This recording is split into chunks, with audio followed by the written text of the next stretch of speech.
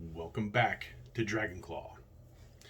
Today, as you can see here, we're going to cover the Kershaw Camp 10 Machete. This is my favorite camping knife, or just camping blade, whatever you want to call it. It is considered a machete, but in my opinion, it's way more than just a machete. It is a general use knife. Definitely not an EDC. This thing is pretty massive, but for camping or chopping wood in general in the backyard, for backyard firewood, whatever. I've used this many a time, just kept on my side all day, even in the backyard. It is, as I mentioned, it is Kershaw brand. The model name, it's Camp 10 Machete. There's several of the camp models out there. The Camp 5, which is a Bowie, Camp 10, which is a Perong, Camp 14, and Camp 18. I think that's all of them, including the Camp 10. I think it's 5 in total. This one, again, Camp 10. Camp 10 gets its name because the blade is 10 inches long. Overall size, I'll get to here in a minute. The model, Camp 10, technically the model number is 1077 tan. So there's also a 1077. I think it's just 1077, which is the other black and gray model. Both are FDE flat dark earth, which is a simple black powder coat, which will deteriorate after a while, as you'll see. The general info, the handle is tan. It's hard to see. You can see bits and pieces of it. It's hard to see because I've covered it, and we'll get to that here in a minute. But you can see some of it hanging out there and up here next to the handguard. That handle is a rubber textured handle. Generally speaking, a little rough on the hands if you're using it all day. That's why you'll see I've wrapped it in Wilson tape, grip tape. I got that recommendation from, I wish I could remember who it was on online when I was looking at it. And I was looking at a lot of different websites doing reviews on it, and one of them said it was rough for all day, so they wrapped it in the Wilson tape, and it's been great. You can actually see the roughness that you see here. You can actually see it coming through on, or I should say through the actual Wilson tape. You can see those ridges coming through. So it gives you an idea of just how rough those things can be. If you don't tape it, if you're going to use it all day, gloves. If you're not, if it's going to, 10 minutes here, 10 minutes there, then yeah, you're fine. No gloves. Maybe you're fine with using it all day without gloves too. So, Kershaw Camp 10. Let's see, focus that a little bit closer here. I had to rearrange my camera a little bit to facilitate a wider angle without going true wide angle, because it distorts angles and things like that. So, mentioned handguard, pretty hefty handguard, pretty slick, just simple plastic there, along with the tail end next to the one of 2 lanyard holes. So, pretty good size handguard, as you can see, which comes in very handy. Pun intended. I mentioned 2 lanyard holes, which is unique. You won't see that a lot of times. Obviously more so on machetes than any other knife, but you'll see 2 different lanyard holes. So you can use the back side or front side lanyard hole, or both. And it's a lesser known lanyard wrap that you can do that actually wraps around and which you put your hand in between the two. So it goes from here to here, and you put your hand inside. So you have your lanyard coming across, and it's a snug fit. Make sure that you don't lose this knife. Not a big concern losing this knife. So I'm not too worried about it. I will eventually probably add the lanyard on the back side here, lanyard hole. But if you're familiar, if you're not familiar with the lanyard handle, we'll call it, going from front to back with some paracord, check it out online, do some searching. You'll find it's fairly simple to do and very handy. Myself, don't need it. I've got really big hands too, so that would be your massive lanyard cord wrap, and don't need it. It does have a full tang. Forgive me for probably going all over the place with this one. There's lots to talk about, and I'm a big fan, so I'm probably gonna geek out a little bit and just go from all over the place here to there. Let's talk about some specs. Blade itself is just over a pound. It's I think a pound and maybe a quarter, with the blade and handle. With the sheath, it's roughly a pound and a half. So not too big and bulky, not too heavy, but in my opinion, just heavy enough. I mentioned the 10-inch blade. That's where it gets its name. Front to back, 10 inches. 6-inch handle, so 16 overall. You'll see these advertised on some websites as a 17-inch knife. Handle, bottom of the handle to tip of the knife, it is 16.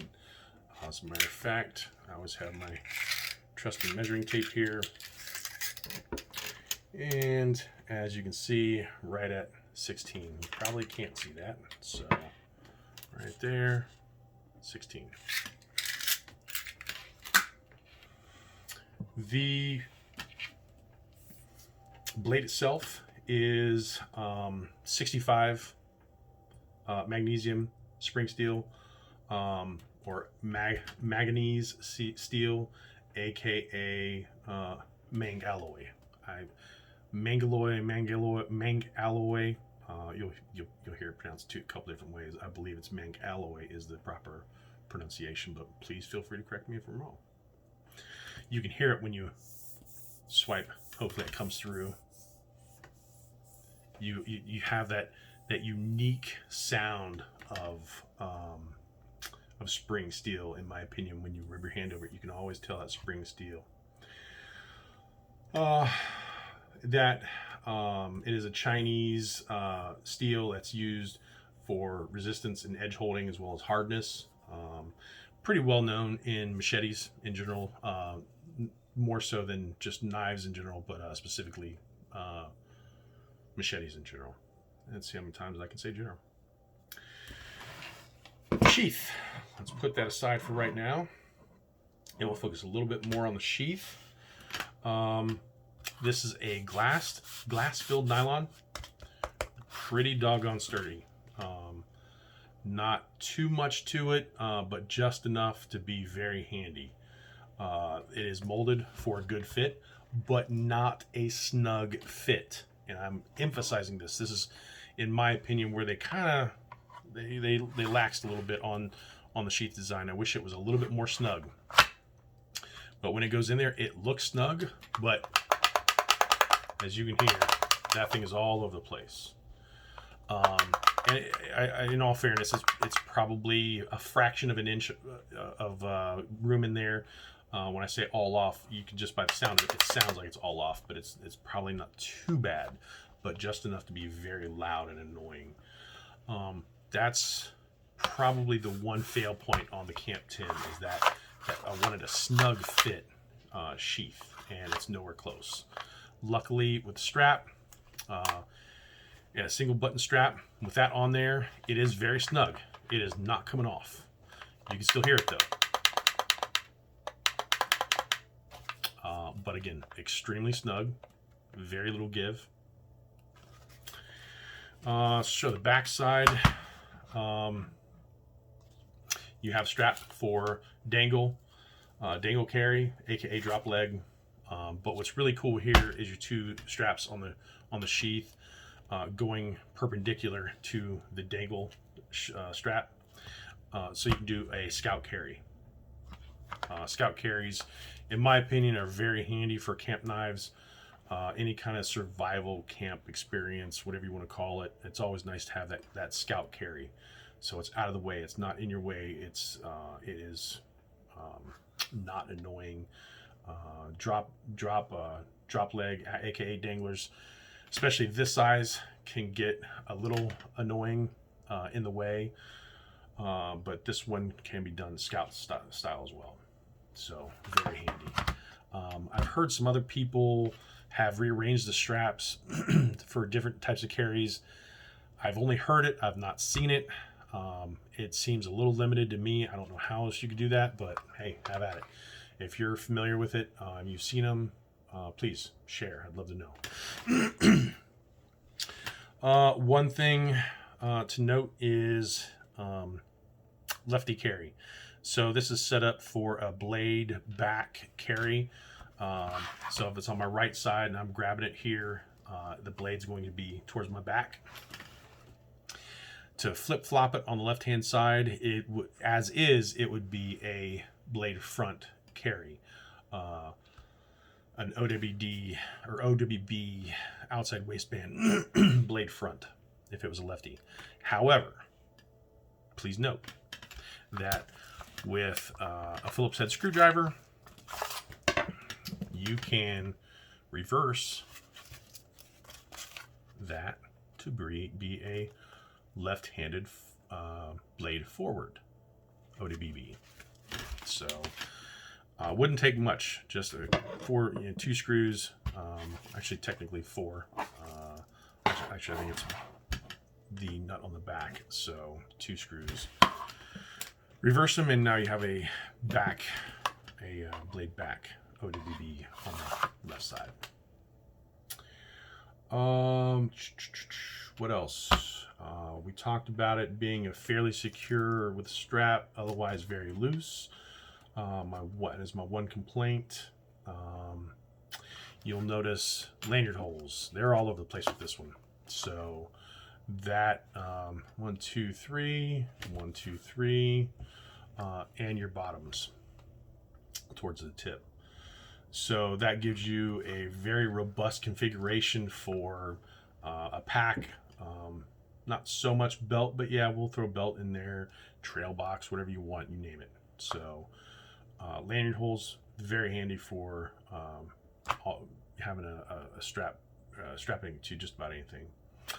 And one other thing to note when it comes to the sheath is very little known fact about the sheath as far as I know. I'm not, when I was doing my research a while back before I got it, I didn't read or hear or see anything about this, but I noticed it after I got it was